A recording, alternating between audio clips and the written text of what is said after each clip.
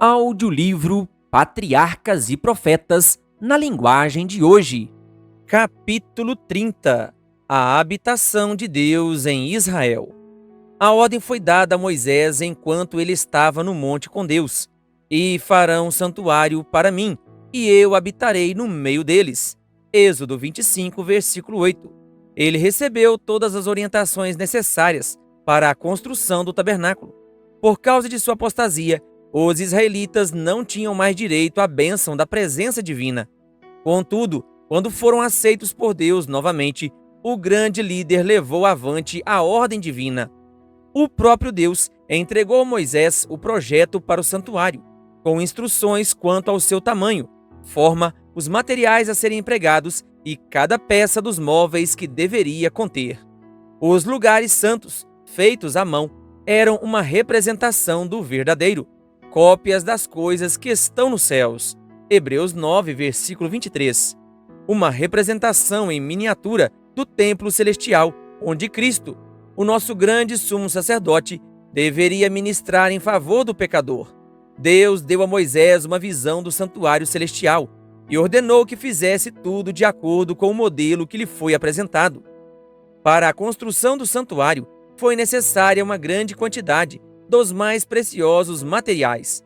No entanto, o Senhor aceitava apenas aqueles que eram ofertados voluntariamente. Todo o povo respondeu ao apelo, e todos os que estavam dispostos, cujo coração os impeliu a isso, trouxeram uma oferta ao Senhor para a obra da tenda do encontro. Todos os que se dispuseram, tanto homens como mulheres, trouxeram joias de ouro de todos os tipos, broches, brincos, anéis e ornamentos. Êxodo 35, versículo 21 e 22.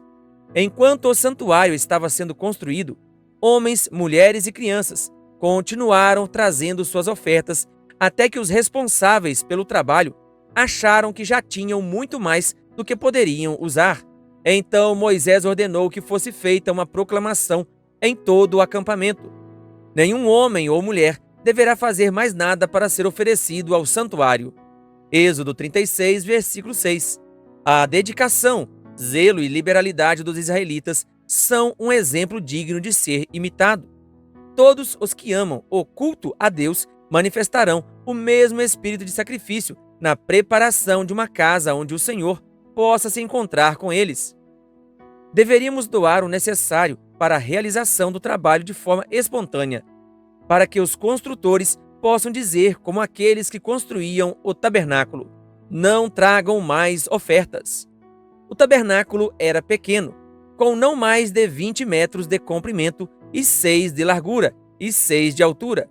No entanto, era uma estrutura magnífica.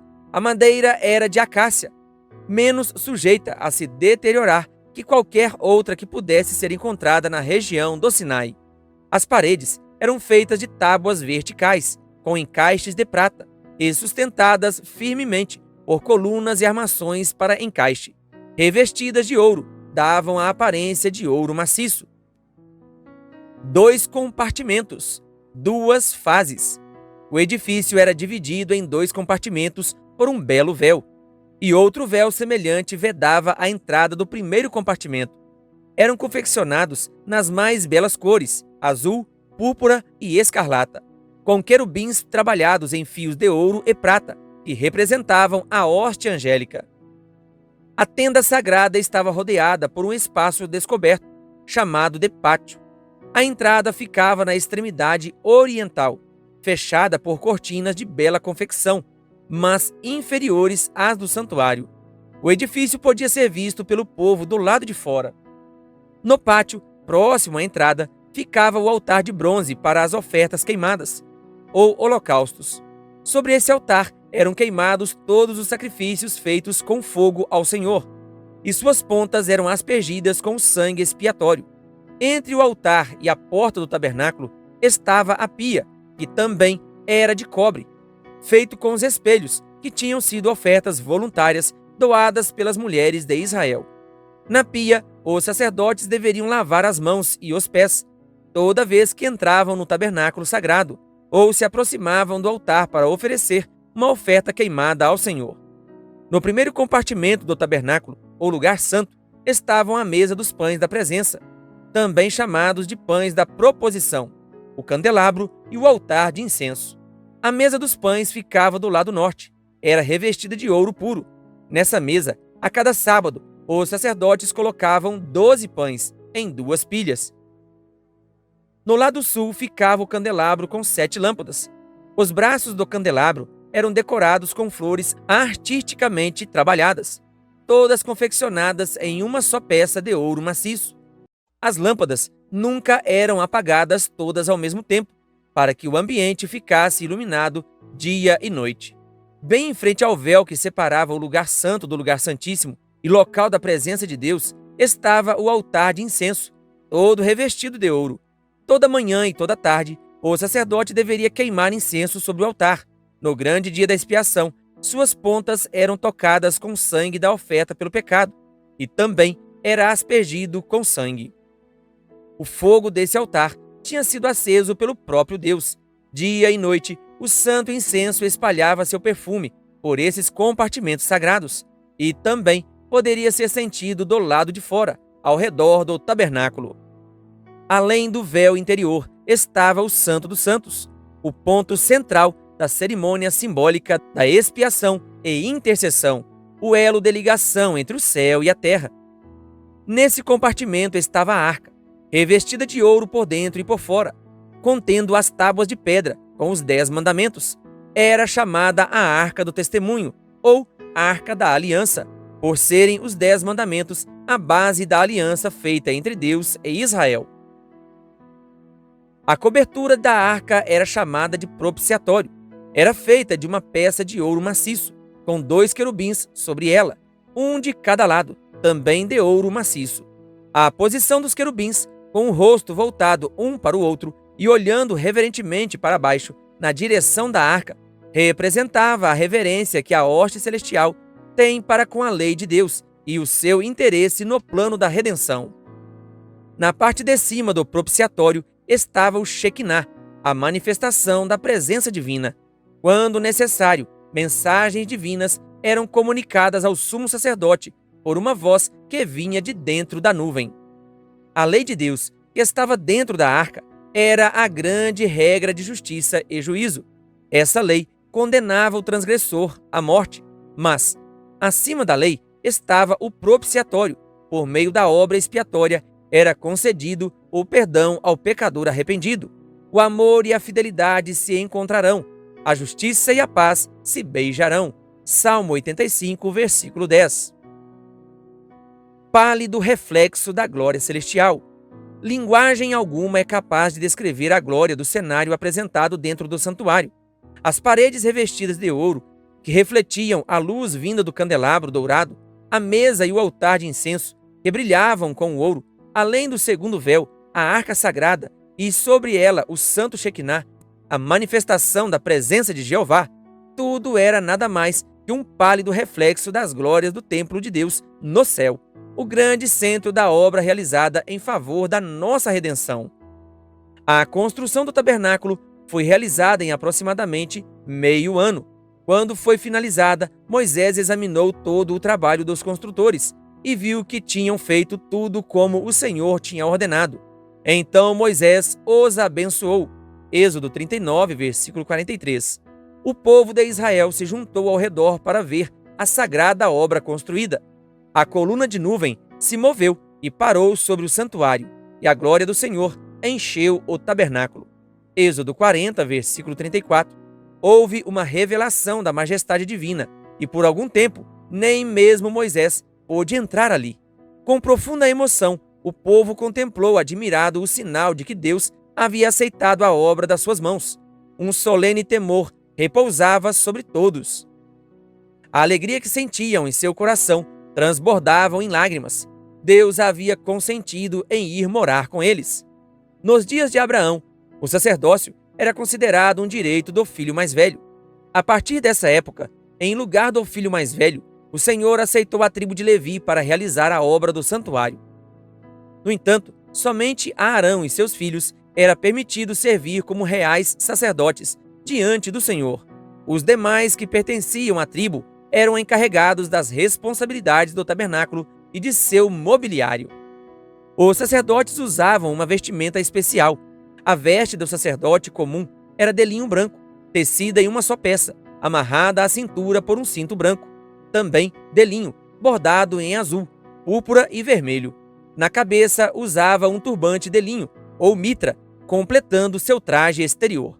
Os sacerdotes deveriam deixar seus sapatos no pátio, antes de entrarem no santuário, e também lavar as mãos e os pés antes de iniciarem as solenidades no tabernáculo.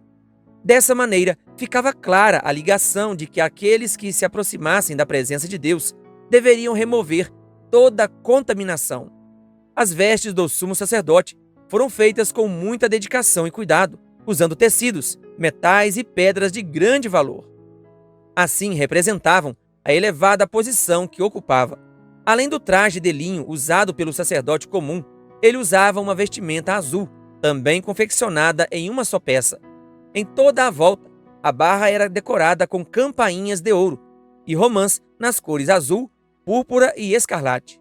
O éfode, uma veste mais curta, era preso por um cinto com as mesmas cores.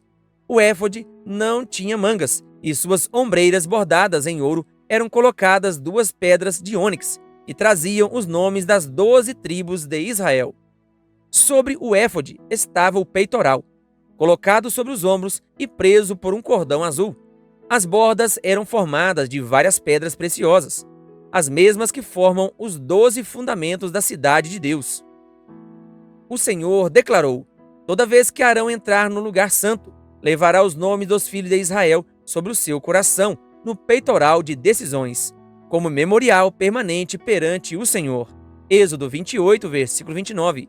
Assim, Cristo, o grande sumo sacerdote, ao pleitear com seu sangue em favor do pecador, traz sobre o coração o nome de todo crente arrependido. À direita e à esquerda do peitoral havia 2 grandes pedras conhecidas como Urim e Tumim. Quando levavam questões perante o Senhor para serem decididas, se a pedra da direita ficasse iluminada, era um sinal do consentimento ou aprovação de Deus. E se uma nuvem cobrisse a pedra à esquerda, era prova de negação ou reprovação. Todas as coisas ligadas à roupa e às vestes dos sacerdotes tinham por objetivo impressionar o povo com a santidade de Deus e a pureza requerida daqueles que iam à sua presença. Prefiguração das coisas celestiais. Não somente o santuário, mas o ministério dos sacerdotes era uma cópia e sombra daquele que está nos céus. Hebreus 8, versículo 5. O ministério consistia de 2 partes, um ministério diário e outro anual. O ministério diário era realizado no altar dos holocaustos, no pátio do tabernáculo e no lugar santo. O ministério anual era realizado no lugar santíssimo. Nenhum olho mortal, a não ser o do sumo sacerdote, deveria ver o compartimento interno do santuário. Somente uma vez ao ano, o sumo sacerdote poderia entrar ali. Em reverente silêncio, o povo aguardava a sua volta, elevando em seu coração fervorosas orações pelas bênçãos divinas. Diante do propiciatório, o sacerdote fazia a expiação por Israel, e Deus, na nuvem de glória, encontrava-se com ele. Se o sumo sacerdote demorasse mais do que de costume, o povo se enchia de temor por causa dos próprios pecados, ou por causa do próprio sacerdote, pois ele poderia ter sido morto pela glória do Senhor. O ministério diário. Toda manhã e toda tarde, um cordeiro de 1 ano era queimado sobre o altar, simbolizando a consagração diária da nação e sua constante dependência do sangue expiatório de Cristo. Somente uma oferta sem mácula poderia ser um símbolo da perfeita pureza de Jesus, que se ofereceria como um cordeiro sem mancha e sem defeito. 1 Pedro 1, versículo 19. O apóstolo Paulo diz: portanto, irmãos, rogo-lhes pelas misericórdias de Deus, que se ofereçam em sacrifício vivo, santo e agradável a Deus. Este é o culto racional de vocês. Romanos 12, versículo 1. Aqueles que o amam de todo o coração desejarão prestar a ele o melhor serviço de sua vida e buscarão colocar toda a força de seu ser em harmonia com a vontade divina. Quando o sacerdote oferecia o incenso, era levado mais diretamente à presença de Deus do que em qualquer outro ato do ministério diário.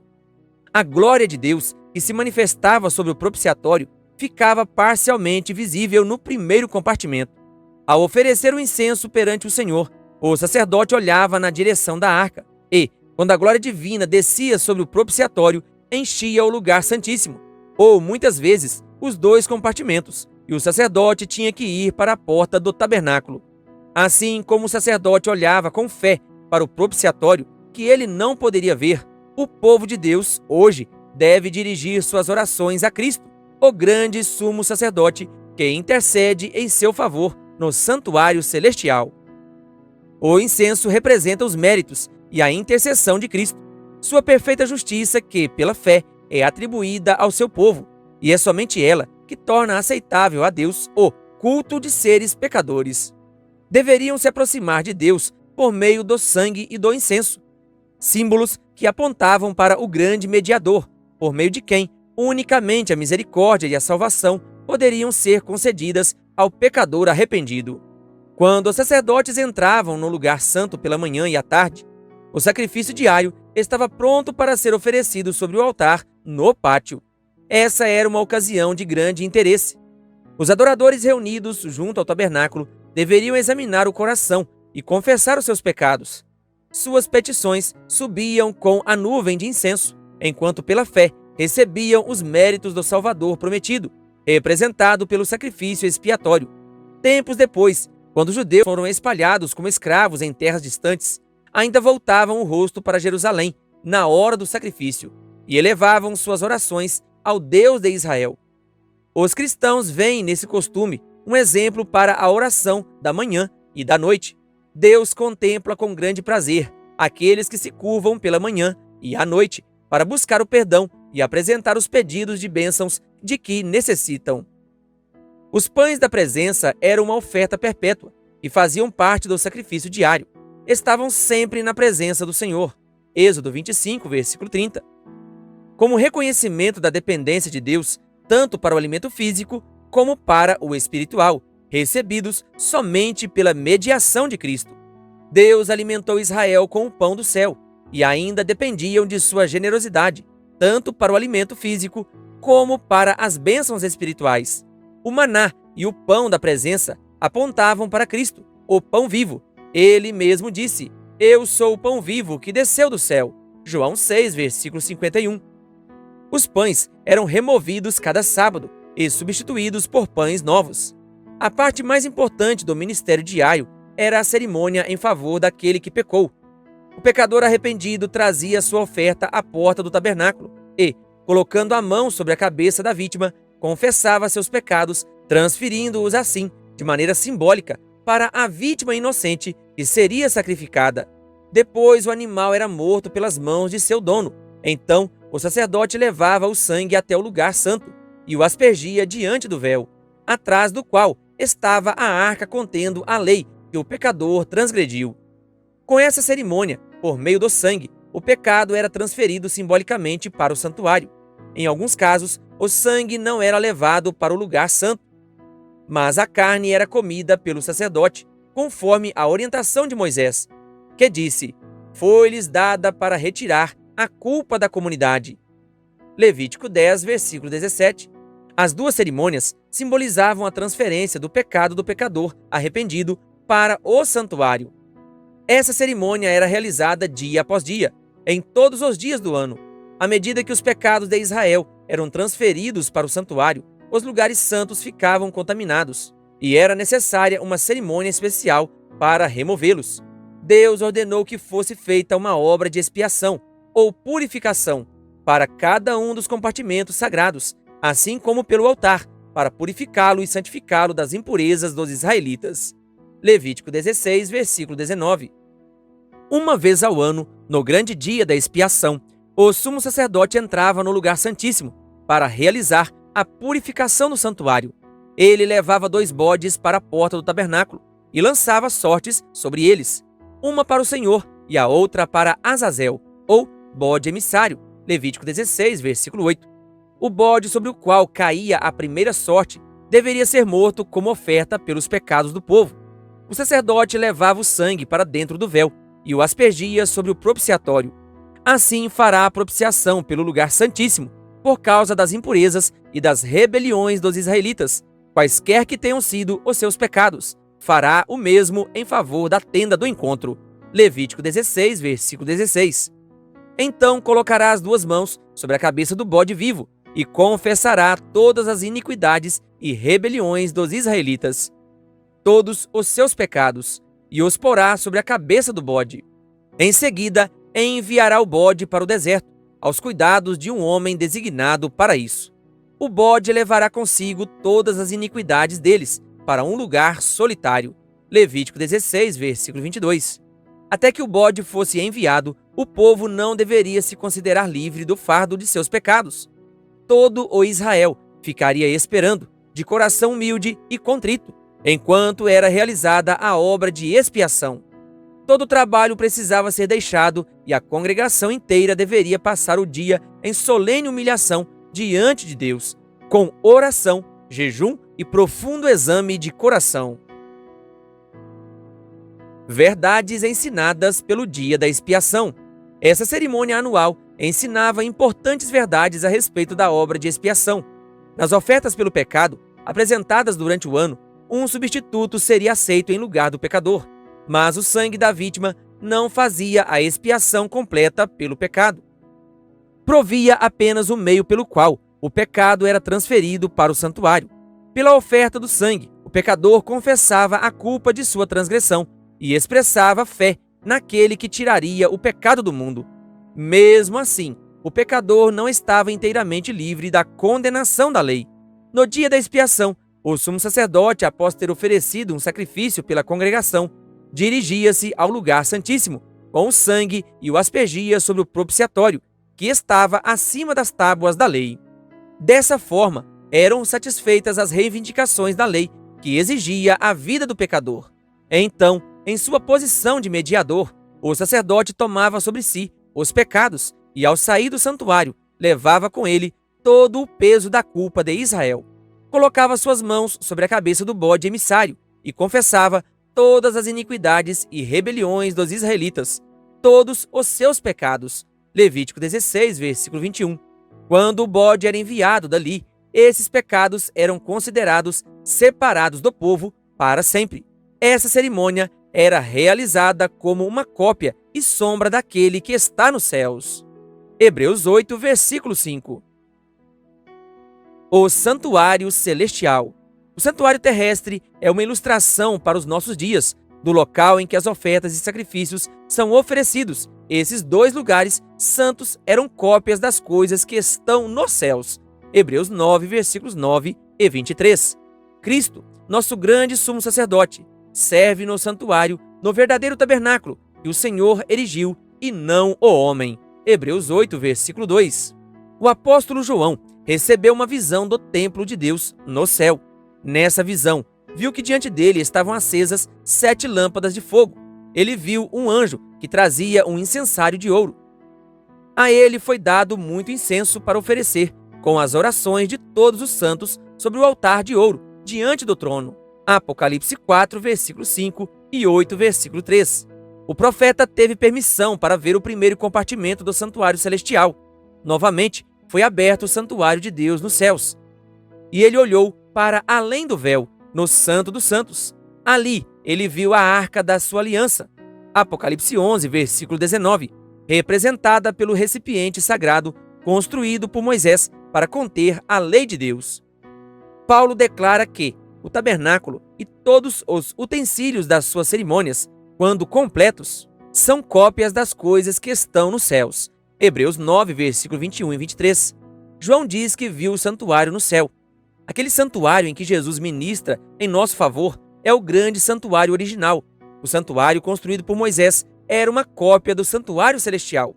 O santuário terrestre e todo o seu cerimonial tinham por objetivo ensinar as importantes verdades relacionadas ao santuário celestial e à obra realizada em prol da redenção do homem. Depois de sua ascensão, nosso Salvador deveria iniciar sua obra como nosso sumo sacerdote, pois Cristo não entrou em santuário feito por homens, uma simples representação do verdadeiro. Ele entrou nos céus, para agora se apresentar diante de Deus em nosso favor. Hebreus 9, versículo 24. O ministério sacerdotal de Cristo consistia de duas grandes divisões, cada uma ocupando um período de tempo e tendo um lugar distinto no santuário celestial. O ministério terrestre, um símbolo do ministério celestial, consistia de duas divisões, o serviço diário e o anual, e a cada um era destinado um compartimento do tabernáculo. Quando subiu ao céu, Cristo ficou diante da presença de Deus para interceder com seu sangue em favor daqueles que creram e se arrependeram. Como símbolo da sua intercessão no serviço diário, o sacerdote aspergiu o sangue do sacrifício no lugar santo, em favor do pecador. Embora o sangue de Cristo tenha o poder de libertar o pecador arrependido da condenação da lei, isso não apaga o pecado que fica registrado no santuário até a expiação final. Da mesma forma, nos cerimoniais simbólicos do santuário terrestre, o sangue da oferta removia o pecado do penitente, mas ele permanecia no santuário até o dia da expiação. No grande dia do juízo final, os mortos serão julgados, segundo o que estava registrado nos livros. Apocalipse 20, versículo 12. Então, os pecados de todos aqueles que se arrependeram serão eliminados dos livros do céu. Assim, o santuário está livre, ou purificado, do registro do pecado. Nos serviços simbólicos do santuário terrestre, essa grande obra, realizada para apagar os pecados, era apresentada pelas cerimônias do dia da expiação, a purificação do santuário, pela remoção dos pecados que o contaminavam. Na expiação final, os pecados daqueles que se arrependeram serão apagados dos registros do céu, para nunca mais ser lembrados. Assim também, no cerimonial simbólico, os pecados eram levados para o deserto e separados para sempre da congregação. Como Satanás é o único responsável por todos os pecados que causaram a morte do Filho de Deus, a justiça exige que ele sofra a punição final. A obra de Cristo para a redenção de homens e mulheres e para a purificação do universo da contaminação do pecado estará encerrada quando os pecados forem colocados sobre Satanás, que receberá a condenação final. E, igualmente, o ciclo anual do cerimonial simbólico também se encerrava com a purificação do santuário e confissão dos pecados sobre a cabeça do bode emissário. Nos serviços do tabernáculo, o povo era ensinado todos os dias a respeito das grandes verdades relacionadas à morte de Cristo e seu ministério no santuário celestial. Uma vez ao ano, a mente de todos era levada a contemplar os acontecimentos finais do grande conflito entre Cristo e Satanás, a purificação do universo, tanto do pecado como de pecadores. Querido ouvinte, que Deus lhe abençoe. Se inscreva em nosso canal e ative o sininho das notificações, canal O Bom da Bíblia, compartilhando a Palavra de Deus.